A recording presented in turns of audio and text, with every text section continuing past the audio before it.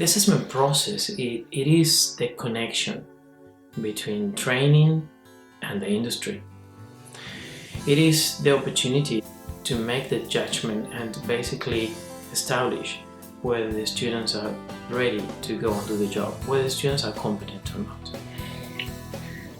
Hello, my name is Sarah Kaplan and I'm the Chief Executive of PwC's Skills for Australia, which is one of the new skills service organisations set up by the federal government to assist in developing new training packages working with industry and the vet sector. I've got 3 roles on the day.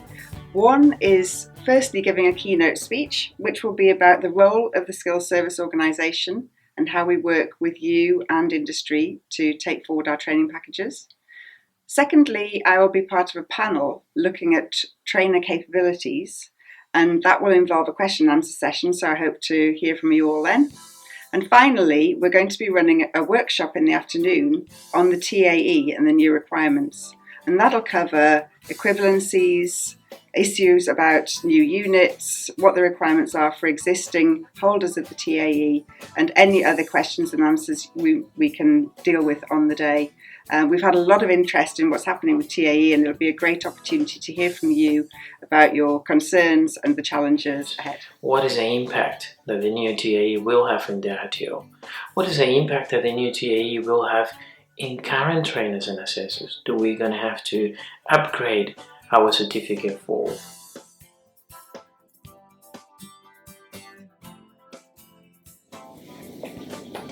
Hi, my name's Yasmin King and I'm the CEO of Skills IQ, which is one of the skills service organisations appointed by the government to look after the training packages in a number of sectors. We have responsibility for 7 industry reference committees that cover all what I would call the front-facing services areas, so from retail, tourism, hospitality, enrolled nursing, first aid, ambulances, right through to community services and also local government and the public sector. We are very excited to have been given the opportunity to be responsible for these areas, because we see that strategically this is where, probably more than 40% of growth in employment is going to come from these sectors, and that one of the really critical needs of these sectors is going to be really strong vocational training, and that more and more as we move to a society that is very consumer-led, whether it be in buying goods but also in buying services, with things like consumer-directed care and healthcare, having people who are skilled at what I would call those high emotional intelligence areas is going to be fundamental to their success. So I've got great pleasure in attending the Insources Summit to talk about assessment, particularly from an industry perspective. I think it's going to be an area where we're going to see a lot of increasing interest as we see a lot of the new training packages that have been endorsed in recent times start to roll out, and see what they look like with the rubber hitting the road, and where there's now a lot more requirement for work experience and for, in some cases, independent industry experience in assessment, and see what that's going to mean in terms of, I hope, restoring some of the respect that these sort of qualifications need to have. An expert in recognition of prior learning, Dr. Phil Rutherford.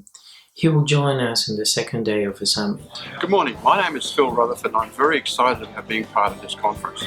The reason why is because for over 25 years I've been involved in adult education, and more particularly in competency-based assessment and the whole vocational education and training field.